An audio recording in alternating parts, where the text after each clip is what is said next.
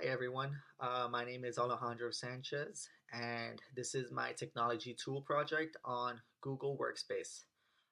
So today I'm just going to talk a little bit about what Google Workspace is, some ways to implement it in your classroom, some of its strengths, some of its weaknesses, and then my own personal evaluation on it. All right. And before I describe Google Workspace, before I talk about what it is, I think I should mention or at least talk a little bit about its history. Um, so obviously, Google is a very celebrated company. It has a long history. So I'm just going to make this very brief. Um, Google Workspace originally was called Gmail for your domain, and it started in 2006. And it was centered around Google's email services in a college called San Jose City College. um, Google started adding a bunch of other apps, like early versions of Google Talk, Google Calendar, and Google Page Creator, which is now known as Google Sites, which is actually how I created this webpage today. Um, it became known as G Suite when they started adding more applications and more services to their collection. And then in 2016, they changed um, to Google Workspace. So Google continues to add more applications and more services to its collection. All right. Next, I'm going to talk about some ways you can implement Google Workspace. Before I do that, actually, Google Workspace has a bunch of apps.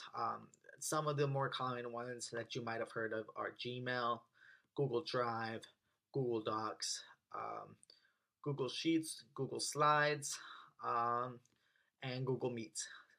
The other ones are a little bit more obscure, um, but they may come in handy if you know how to use them, right?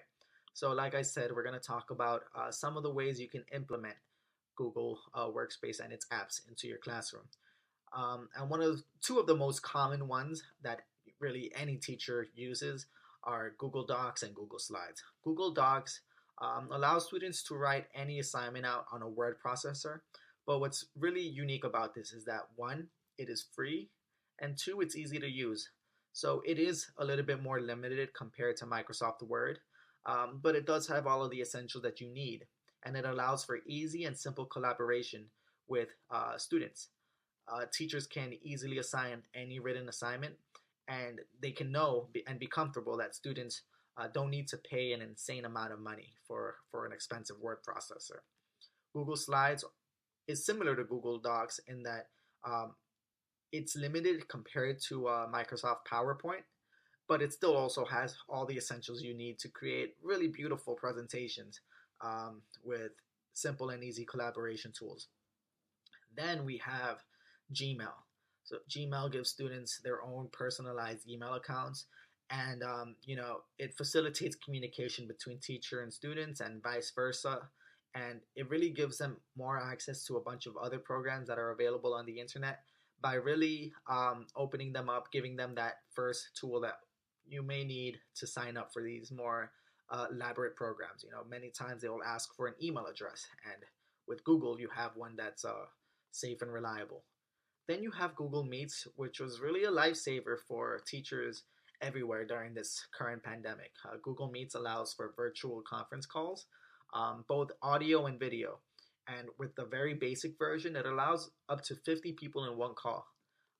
You can get more people in one call with a paid subscription, but for a regular class, 50 people is way more than enough. And then the host for Google Meets also has the ability to mute and even kick out guests, which gives them control in order to avoid those unruly guests one might have, or even unwelcome strangers. And then one of the, you know, more practical ones, the other ones are practical as well, but Google Drive, it's a cloud server that allows you to save all of your work that you use on any of the Google apps and services. Um, it saves all your work instantly and securely. So if a student were to start an assignment in school, they can literally just close whatever they're doing and then open it later when they get home and just really start from where they left off. It's really great just so that you, in case you forget to save something, you don't have to go crazy wondering where it went. It's automatically saved. And that kind of brings me up to one of the strengths. Um, just like Google Drive being so practical with its use, Google Workspace in general has many strengths. So, first strength is that it fosters collaboration. Like I said, Google Docs and Slides makes it very easy for students to work in groups on a project. They can work simultaneously on the same either paper or presentation. Um, one student can work on one part while the other student works on the other part, and they don't even have to bother each other. If you wanted to add Google Meets to the equation, they can also literally speak to each other and see each other on their screens while they work on this. So it's really nifty to be able to collaborate so easily with Google Workspace. Um, Moving forward, the second big strength is that it's a one-stop shop for really everything. So one Google account gives you access to 14 different applications that you can use individually or in sync with each other, like I mentioned with Google Docs, presentations, and Google Meets. Um, so with just one account, you can write a paper, create a presentation, create spreadsheets, send and receive emails, create a website, host video conferences, instant message, write notes, and much, much more. And then the third really big strength of Google Workspace is that it's free, sort of. Um, and by that I mean you do have to subscribe to Google Workspace for Business, um, but each individual application is free to use as long as you create a free Google Gmail account. So you can just create a free email account with Google, and then you can use any of these applications and actually a lot more. It's really nifty to be able to do that. But if you did want the paid subscription, which does give you a few more benefits, um, the most basic plan for Google Classroom for Google Workspace starts at only $6 a user a month, um, and it goes up to $18 a user a month. But like I said, you can get all of these tools free just by creating an email account, and nothing beats free, right? Next up, we have some of the weaknesses for Google Workspace that I found. And one of the biggest weaknesses I found was that it relies on a single server. And I'm saying this because it's affected my own classroom while I've been teaching. So Google Workspace comes with different tools that can be used in a classroom, and they all rely on their servers. But that means if Google servers go down, so do all of these applications. So there was one day when I was trying to upload an assignment for one of my classes, and I found out that I couldn't. I just couldn't access my Google Classroom account. So after trying for a bit, I asked around to the other teachers. They were also experiencing the same issue, and then before we knew it, our students were emailing us, telling us that they couldn't complete their assignments. So incidents like this may happen, and there's really nothing you can do. It's completely out of your control. And if you don't have a backup plan, you may be out of luck for that. So it's you have to be able to have that plan B, because you never really know how long Google may be down for, or even when.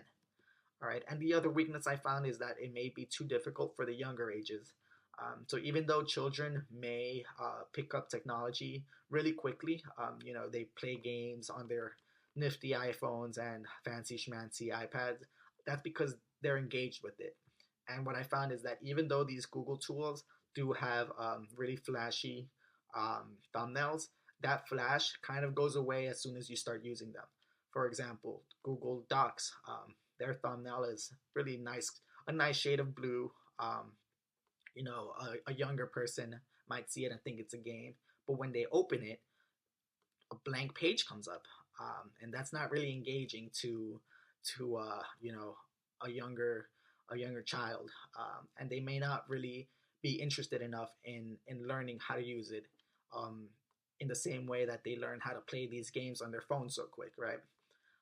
So based on all of that, and my own experiences and the research that came with this project, I found my personal evaluation on Google Workspace to be a positive one. So I would give it a very big thumbs up, and also a very emphatic too much bueno. I found Google Workspace to be a net positive in the classroom experience, for a few reasons. Again, It's free if you use it correctly. The various different programs give teachers different tools to use technology in their classroom. One account gives access to many different programs. These programs are easy to learn. Again, it's free. New programs and apps are constantly being added. It can be used with students of different ages. It facilitates and fosters collaboration among students. And lastly, that I mentioned, it's free. Um, Thank you guys for your attention, and I hope you guys have a Merry Christmas, a Happy New Year. All right.